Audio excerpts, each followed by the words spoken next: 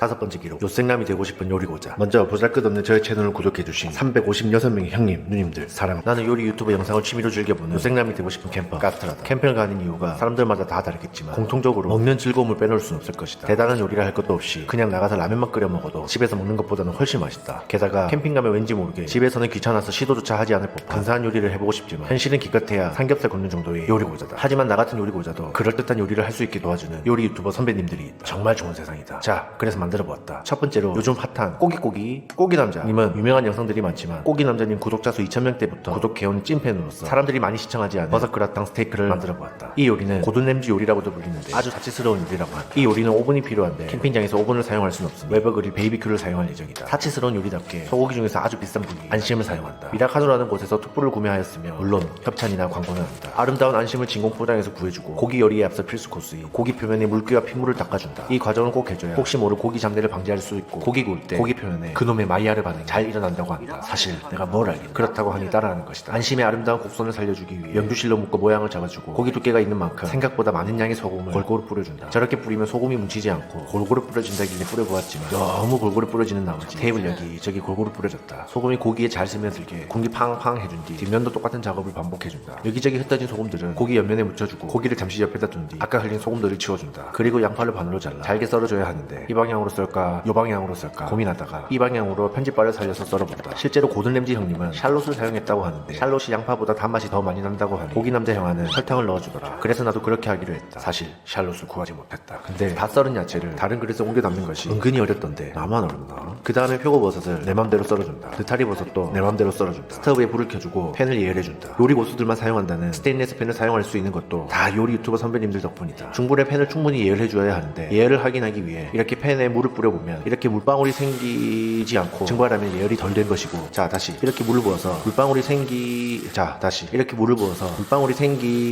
스테인레스 팬의 요리 고수보다는 인내심이 많은 사람이 쓰는 장비인 것 같다. 자 다시 이렇게 물을 부어서 드디어 물방울이 생겼다. 이렇게 되면 예열이 완료되었다는 신호란다. 이게 바로 라이덴 프로스트 효과인데 뭐 아무튼 그렇단다. 그런 다음 적당히 기름을 둘러서 팬을 코팅해주면 이제 이 팬은 눌러붙지 않은 천하무적이 된다고 하는데 올리브유를 예열해야 되겠는데? 올리브유가 얼었다. 팬을 예열해야 할 게 아니라 올리브유부터 예열해야겠다. 그렇게 올리브유를 예열하여 팬에 두르고 아까 썰어두었던 양파를 볶아준다. 그리고 고기 남자 형이 넣어주었던 설탕도 넣어주었다. 적당히 볶은 뒤 버섯을 몽땅 다 넣어주고 후추도 후추추 적당히 뿌려주고 이렇게 조금 볶다가 깜빡 잊고 있었던 마늘도 넣고 계속해서 볶아주었다. 뭔가 좀 있어 보이게 하려고 팬을 한 손으로 들고 이리도 흔들어보고 저리도 흔들어보고 불에도 데워보고 했는데 영 어설펐다. 양파와 버섯들이 가슴 아플 만큼 부피가 줄어들 때까지 볶아준 뒤 접시에 담아서 충분히 식혀준다. 추가로 필요한 재료로 고든 렌지님은 차이브라는 재료를 사용하였는데 우리가 어디서 차이브를 구하겠냐며 차이브 대신 쪽파를 사용하였다. 이제 휘핑크림은 생크림 정도의 구독함이 될 때까지 열심히 휘저어주면 된다. 열심히 정말 열심히 휘저어줘야 이렇게도 휘졌고 저렇게도 휘졌고 여자친구도 시켜보고 다시 나도 휘졌고 돌리기도 해보았다. 웬만하면 빵집에서 생크림 하나 사오는 걸 추천한다. 이렇게 미친듯이 휘저어준 뒤 계란 노른자를 잘 분리하여 휘핑크림에서 재탄생된 생크림에 넣어주었다. 한 개 더 넣어주었다. 그리고 다시 좀 더 휘저어준다. 이제 차이브 아니 쪽파와 시켜둔 모든 버섯 양파 볶음을 넣고 다시 저어주는데 이때 너무 섞지 말고 버섯에 생크림을 덮어준다는 느낌으로 살살 저어준다. 이렇게 하는 이유는 사실 나도 잘 모르겠다. 그냥 그렇게 하라더라. 비주얼은 왠지 딱 파전 구워 먹기 좋은 비주얼이다. 이제 거의 뭐 다 한 거나 다름없다. 다시 스토브에 불을 켜고 팬을 예열시키고 오븐 역할을 할 웨버 그릴 베이비큐도 예열을 시켜둔다. 완벽하게 예열된 스테인리스 너무 완벽하게 우와 봐 신기하지. 오일을 둘렀는데 팬이 너무 뜨거운 나머지 오일이 넣자마자 타버렸다. 팬 예열을 적당히 합시다. 드디어 잠시 잊고 있었던 한우 툭불 안심을 팬에 올려놓고 아름다운 소리를 감상해본다. 겉면에 마이야르 반응이 일어날 정도로만 구워주면 된다. 고기가 두꺼우니 옆면도 잊지 말고 정성스럽게 색을 입혀주어야 한다. 예쁘게 갈색이 입혀진 안심을 팬에서 꺼내고 오븐 조리용 은박 접시에 옮겨 담았다. 그리고 아까 만들어 두었던 노른자 생크림 모든 버섯 양파 쪽파 볶음을 살포시 덮어주고 그 위에 파마산 치즈를 듬뿍 뿌려준다. 아까 예열해준 웨버 그릴의 뚜껑을 열고 넣어준 뒤 약 220도에서 6분 정도 조리했다. 사실 고기 남자 형이 8분 동안 하랬는데 고기 두께가 좀 얇아서 6분만 해도 된다는 나의 생각은 아주 크나큰 실수였다. 아 그리고 이날 여자친구 생일이었다. 여자친구가 좋아하는 딸기 생크림 케이크에 여자친구의 20번째 생일을 위해 손은 2개를 준비하였다. 벌써 6분이 지났다. 일단 케이크는 잠시 옆에 두고 오늘의 메인 요리인 양파 쪽파 버섯 볶음 안시 스테이크 그라탕을 이쁘게 플레이팅을 해야 되는데 마음처럼 잘 되지 않았다. 아무튼 우여곡절 끝에 오븐용 은박 접시에서 탈출시킨 오늘의 메인 요리와 함께 여자친구의 20번째 생일 인증샷을 찍어주었다. 자 이제 드디어 안심 스테이크 커팅식을 통해 아름다운 단면을 익었는가? 익었겠지. 솔직히 이렇게 두꺼운 안심 스테이크를 처음 먹어봐서 이게 익은 건지 안 익은 건지 잘 모르겠다. 그래서 한 입 먹어보았다. 아니 왔나? 살아있는데 약간 붙어있는데 머리가 길어 아프다고 그러면 약간 레어긴 레어. 그래, 역시 고기는 구워야 제맛이지. 지금도 충분히 맛있어요. 맛있는데 거짓말이다. 나는 아무래도 스테이크는 내 스타일이 아닌 것 같아. 불판에 지글지글 지진 직후 내 입으로 들어오는 고기가 제일 맛있는 것 같다. 역시 소주를 부르는 맛. 스테이크고 뭐고 전부 다 굽기로 했다. 그리고 아까 남은 표고버섯, 느타리버섯, 그리고 생크림 소스를 넣고 파마산을 넣어서 다시 웨버 그릴에 넣었다. 그리고 다시 고기를 먹었다. 이렇게도 먹고 저렇게도 먹고 맛있게 먹었지만 뭔가 부족한 느낌. 나는 부드러운 안심보다는 약간 고기의 질감을 느낄 수 있는 등심, 체크살 혹은 엎친살이 내 입맛에 더 맞는 것 같다. 웨버 그릴에 넣어두었던 짬처리 요리를 남은 고기를 위해 토핑해주니 나름 먹음직스러워 보였지만 아무리 먹어봐도 우리 입맛에는 맞지 않아. 우리는 결국 삼겹살을 구워 먹었다. 역시 한국인의 입맛 삼겹살.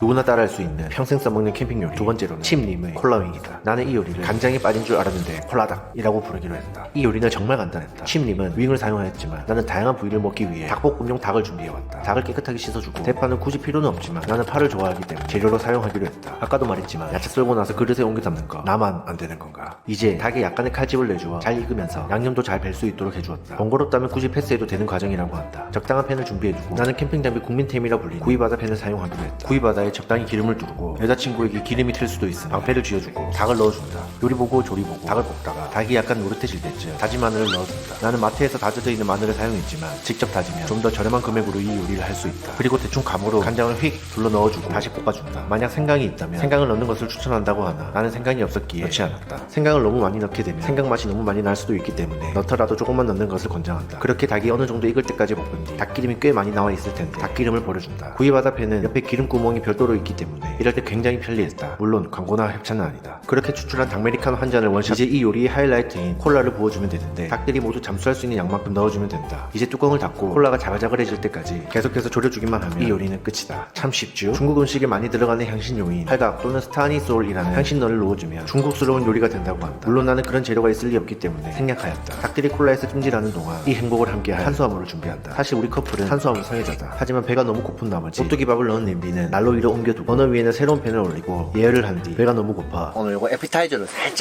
살짝만 먹겠습니다. 정말 살짝만 먹기로 하였다. 이야, 이 빗소리는 언제 들어도 아름다운 소리인 것 같다. 미국산 프라임 등급 치맛살이었는데 내가 잘못 구웠는지 부위를 잘못 골랐는지 몰라 생각보다 질기고 맛이 그렇게 있진 않았다. 그렇게 먹다 보니 오뚜기밥이 다 되었고 그래서 옮겨 담다 보면 어느새 오늘의 메인 요리 간장에 빠진 줄 알았는데 콜라닭이 완성된다. 얼핏 보면 찜닭 같은 비주얼처럼 보였다. 좀 있어 보이는 척을 하기 위해 나무도마 위에 플레이팅 해주기로 했다. 대파를 데코용으로 사용해보았다. 이상하네. 하지만 이건 좀 아닌 것 같아. 차라리 대파를 잘라서 위에 얹어주기로 하였다. 그래도 뭔가 색감이 아쉬워서 하얀 밥을 주먹밥처럼 둥글게 뭉쳐서 옆에 플레이팅 해보았다. 밥 위에 깨소금같이 올려져 있는 것은 사실 깨소금이 아니라 바질가루다. 뿌릴 게 바질가루랑 파마산 치즈밖에 없었고 파마산 치즈를 뿌릴 순 없으니 그냥 바질가루를 뿌려주었다. 음식의 레드 색상이 부족하여 옆에 총각김치를 같이 플레이팅 해보았다. 아무튼 우여곡절 끝에 알 수 없는 조합으로 만들어진 이 메인 요리의 이름은 간장에 빠진 줄 알았는데 콜라닭이다. 비주얼에서도 느껴지듯이 엄청 촉촉하고 부드러울 것처럼 보인다. 그래서 한번 먹어보았다. 냄새 장난 아니야. 진짜? 대박쿵. 대박인데? 응. 어떻게 이렇게 힘을 안 들이고 이런 맛이 나지? 대박이었다. 재료비에 들인 노동에 비해 상당히 높은 퀄리티의 맛이었다. 맛은 찜닭과 비슷하면서 찜닭보다는 훨씬 달달하고 부드러운 그런 맛이었다. 팔각하고 그 들어갔었으면 더 맛있었겠다. 만약 여기에 중국 향신료인 팔각을 첨가했더라면 훨씬 더 중국스러운 맛이 나면서 색다른 맛이 날 것 같았다. 다음번에 꼭 팔각을 넣어 만들어 봐야겠다. 생각보다 엄청 간단하니 꼭 한번 도전해보길 바란다. 원래 이번 영상에 총 5가지 요리를 기록하려고 하였으나 편집의 압박을 느끼고 다음 영상에 남기기로 했다. 우리 모두 요리보다 탈출할 수 있기를 바라며 지금까지 시청해주신 모든 분들 새해 복 2번 받으시길 바랍니다. 이상 요생남이 되고 싶은 캠퍼 가스트라였습니다. 그리고 제 4번째 기록에 함께 기록을 남겨주신 정효섭님, 로또 1등 당첨되셔야죠. 이재현님, 아직 로또 안 되셨습니까? 아육TV님, 설마 이번 영상도 지금까지 보셨나요? 사랑 에르담팜님, 이번에는 제대로 읽었죠? 다희맘님, 영상 여기까지 봐주시는 것도 감사한데 제가 댓글 읽어드리는 거 뭐가 어렵겠습니까? 하이 패스백, 하이 패스백, 하이 패스백, 하이 패스백, 하이 패스백, 하이 패스백. 이훈님, 우리 빨리 개미족에서 벗어나야 됩니다. 윤S님, 야 승용차로도 힘든데 경찰 캠퍼 정말 존경합니다. 오 기영수님, 야 자작 화목난로 다가오는 겨울에 볼 수 있는 겁니까? 기대됩니다. 강다순님, 마지막 10번째 커트라인 되셨습니다. 구독하신 거 실망 안 시키도록 노력하겠습니다. 자, 지금까지 상위 10명까지는 제가 댓글을 읽어드렸고요. 이제 빠르게 읽고 넘어가겠습니다. 김종윤님, 바람한끼님, 바람한끼님 영상 진짜 좋던데 그런 감각 정말 부럽습니다. 명언충 발음이 안 되네요.